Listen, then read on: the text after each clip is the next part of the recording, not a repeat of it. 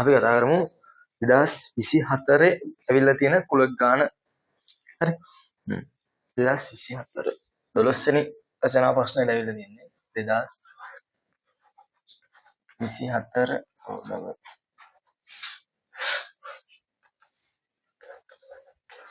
12 වෙනි රචනා ගානට ඇවිල්ලා තියෙනවා.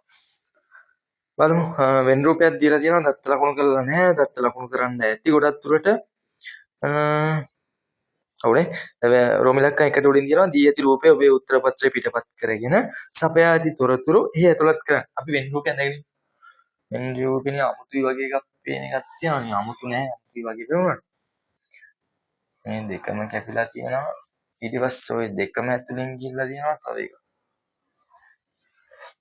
තියෙන්නේ.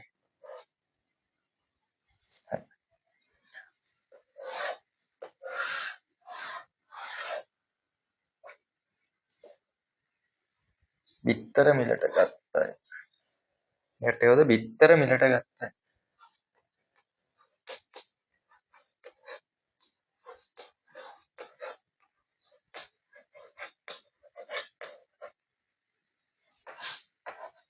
මෙයා කවුද? මාළු මිලට ගත්තයි.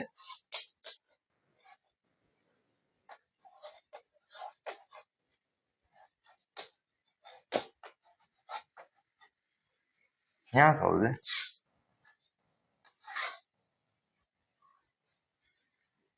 පරිප්පු මිලට ගත්තයි.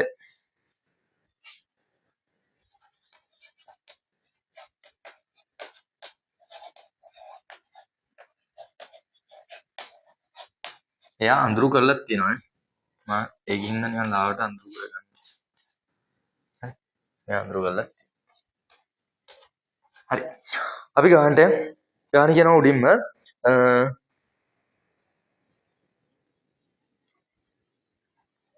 හරි ගාන කියනවා උඩින්ම මොකද්ද? එක්තරා වෙළඳ සලකට පැමිණි පාරිභෝගිකයන් 100 දෙනෙකු පිළිබඳ තොරතුරු සහිත අසම්පූර්ණ වෙන් රූපයක් මේ දැක්කේ. කී දෙනෙක් ගැනද මෙතන කතන්දර යන්නේ? 100 දෙනෙක් ගැන. එහෙනම් සරත්ත කුලකයේ සමානයි කීයද?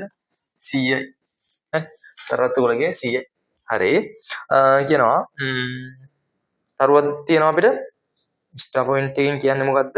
පාරිභෝගිකයෝ 14 දෙනෙක් මාළු හෝ පරිප්පු හෝ බිත්තර හෝ මිලට නොගත්හ.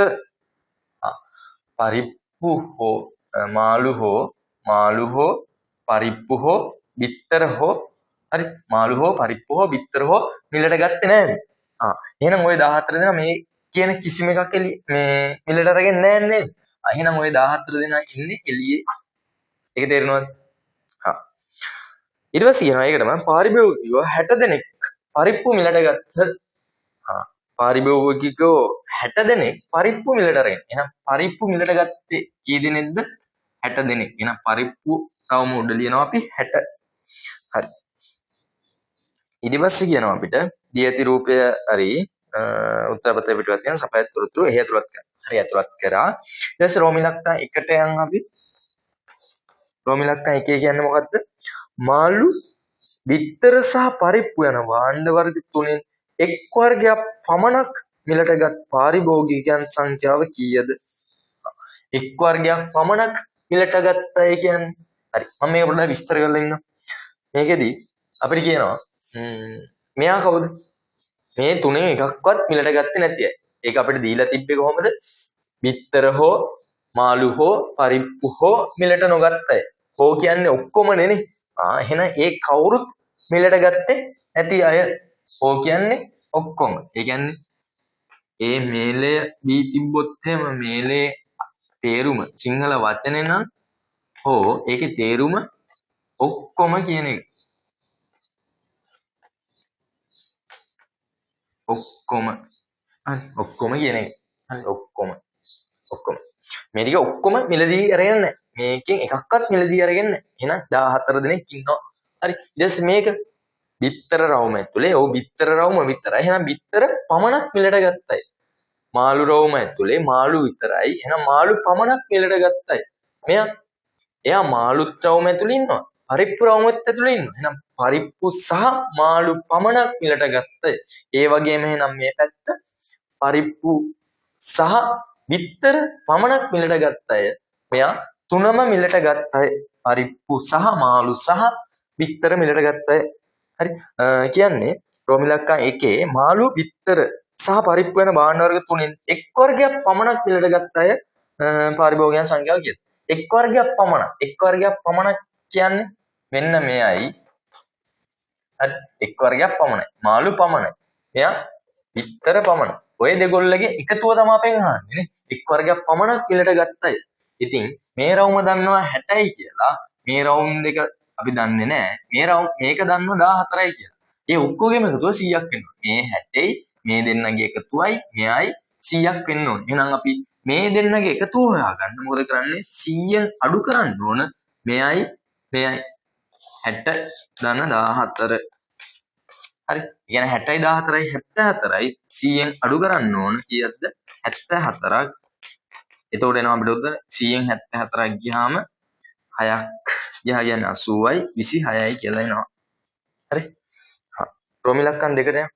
රෝමි ඉලක්කම් දෙකේ කියනවා මෙම භාණ්ඩ වර්ග තුනම මිලටගත් පාරිභෝගිකයන් සංඛ්‍යාව තුනම මිලටගත් පාරිභෝගිකයන් සංඛ්‍යාව කියන්නේ මේ මැද කැලේ. තුනම මිලටගත් පාරිභෝගිකයන් සංඛ්‍යාව මෙම භාණ්ඩ වර්ග දෙකක් පමණක් මිලටගත් පාරිභෝගිකයන් සංඛ්‍යාවට සමාන නම් භාණ්ඩ වර්ග තුනම මිලටගත් පාරිභෝගිකයන් සංඛ්‍යාව කීයද? අපිට කියන්නේ මොකද්ද? භාණ්ඩ වර්ග තුනම මිලටගත් සංඛ්‍යාව දෙකක් පමණයි. මෙයා දෙකක් පමණයි, මෙයා දෙකක් පමණයි. ඒ සංඛ්‍යාවට සමානයි. අපි දන්නවා මේ රවුමේ ප්‍රදේශ තුනක් තියෙනවා. මේක. හරිද? එතකොට කියන්නේ මෙයා x නම් මේ දෙන්නත් x blue. හරිද? එහෙනම් මේ එකක් x බෙදීම දෙකයි කියන්න බෑ. හැබැයි මේ දෙන්නගේ එකතුවත් x. එහෙනම් මේ තුනම ගත්තාම මොකක්ද වෙන්නේ? රෝමි ඉලක්කම් දෙක මම මෙතන ලියන්න. රෝමි ඉලක්කම් දෙක. එතකොට මෙයා x එහෙනම් මේ දෙන්නගේ එකතුවත් x. ඇයි? මෙයාට සමානයිලු මේ දෙන්නගේ එකතු. මොකද්ද? කියන්නේ දෙකක් පමණ භාණ්ඩ වර්ග දෙකක් පමණක් මිලටගත් සංඛ්‍යාව තුනක් පමණක් මිලටගත් තුනම මිලටගත් සංඛ්‍යාවට සමානයි. එහෙනම් මේ දෙන්නගේ එකතුව මෙයාගේ එකතුවට සමානයි. එහෙනම් x ධන x මේ x ලියුවේ මේ දෙන්නගේ එකතුවට සමානයි 60යි. එහෙනම් 2x සමානයි 60යි. එහෙනම් 2x සමානයි කියන්නේ x සමානයි 30යි. එහෙනම් x සමානයි 30යි කියන්නේ තුනම මිලටගත් සංඛ්‍යාව 30යි. එහෙනම් තුනම මිලටගත් සංඛ්‍යාව කීයද? 30යි. හරි. රෝමි ඉලක්කම් දෙකට උත්තරේ ඒක.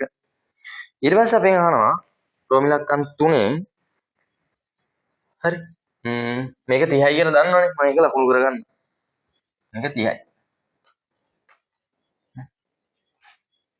රෝමි ඉලක්කම් 3න් අහනවා බිත්තර සහ පරිප්පු පමණක් මිලටගත් පාරිභෝගිකයන් සංඛ්‍යාව බිත්තර සහ පරිප්පු බිත්තර සහ පරිප්පු පමණ. ඒ කියන්නේ මේක ගැන කියන්නේ මිලටගත් පාරිභෝගිකයන් සංඛ්‍යාව මාළු සහ පරිප්පු පමණක්. මාළු සහ පරිප්පු පමණක් කියන්නේ මේක මිලටගත් සංඛ්‍යාව මෙන් දෙගුණයක් නම්. එහෙනම් මේක අපි හිතමු මේක y කියලා. මේක වගේ දෙගුණයක්ලු මේක. මාළු සහ පරිප්පු පමණක් මිලටගත් සංඛ්‍යාව මෙන් දෙගුණයක්ලු කවුද?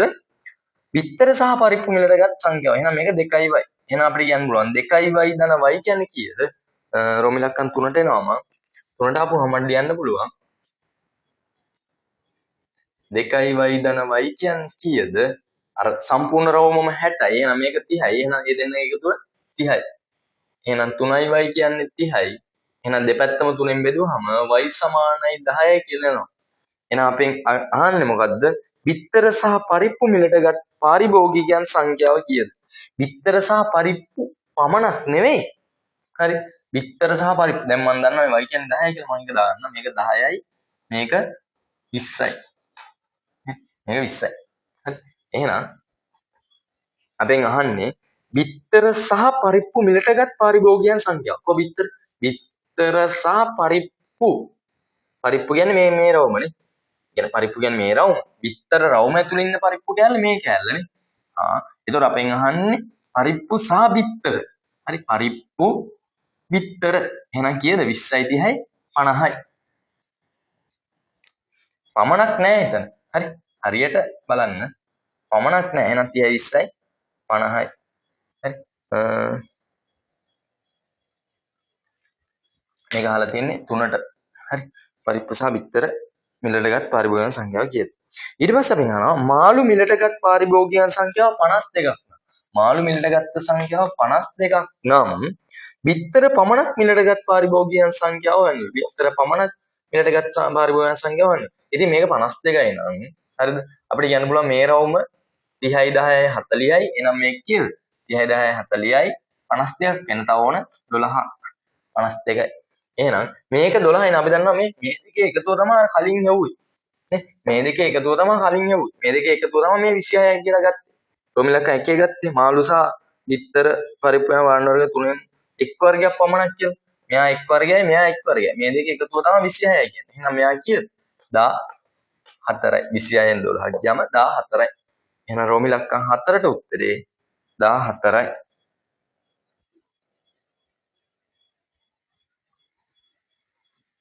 හරි.